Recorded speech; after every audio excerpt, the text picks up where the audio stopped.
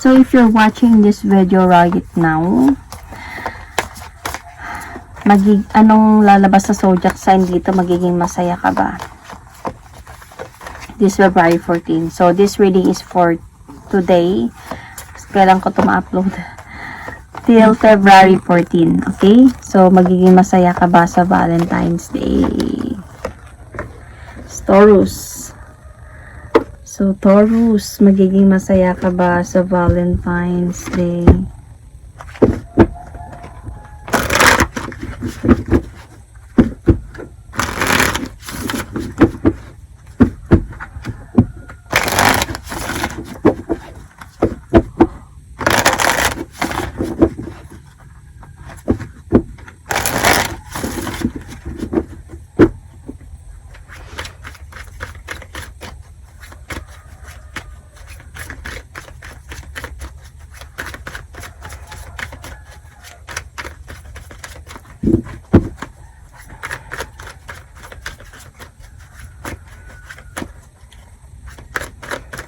Taurus.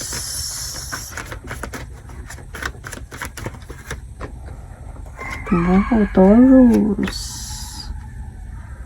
Ang iniintay ni Taurus na matagal na. Taurus, but this is not for every Taurus, okay? Wait lang, parang naano yung cam. Gusto ko lang. Taurus, I think may hinahintay ka from your relationship na I think this could be an engagement.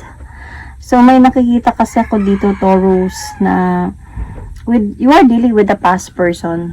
So, matagal na kayo nito. So, this is already a past person or your person, okay, na you are dealing with right now. There is a possibility this February 14, a new beginning or hope or sabihin natin na second chance sa relationship niyo. This February 14, you will going to celebrate this Valentine's happily with your past person. Kasi siya mag-offer to siya. Inaantay mo tong person na to.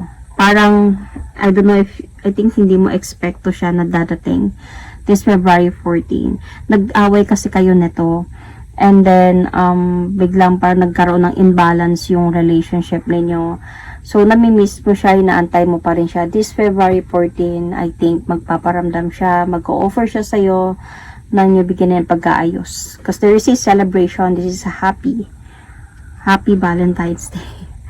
And, yeah, see, magpo-focus, I think they were going to have magpo-focus na din kayo sa commitment ninyo balik. Kasi feeling ko naman na may communication talaga na mangyayari dito. So, Taurus, as a point kayo ng siguro nagtampuhan lang siguro kayo, pero kayo nito, kayo pa naman, wala namang separation. Kayo pa rin, pero nagtampuhan lang siguro, na antay mo siyang kausapin ka. Might be this February 14 is a good news na ma-celebrate ninyo pareho yung Valentine's Day or together yung Valentine's Day.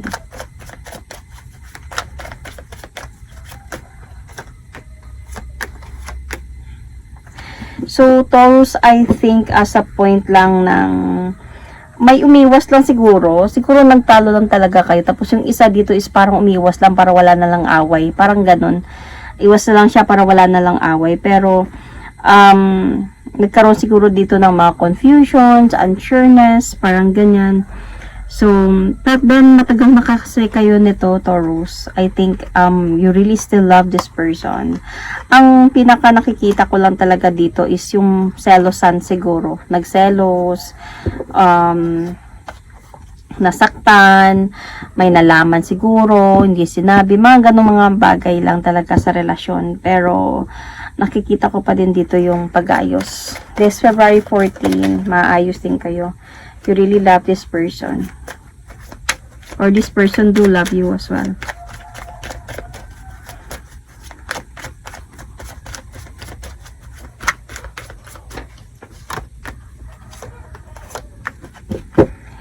Taurus, matutuldukan din naman to lahat ng ano mang yung pinagawayan ninyong dalawa. matutuldukan din to, Taurus, and I think you will going to have a successful relationship din in the future. Magpaplano kayo for things sa inyong, ano man yung mga plano ninyo sa relasyon ninyo, and I can still see here na medyo may mga differences talaga kayo sa personality. Pero medyo may hindi kayo pareho sa ugali, and dito kayo hindi nagkakaunawaan sa gusto niya, sa gusto mo, sa mga decisions or something. Pero feeling ko at the end of the day nagkakaintindihan pa din kayo because you love each other. So yun, Taurus, happy pa rin yung Valentine's Day ni Taurus.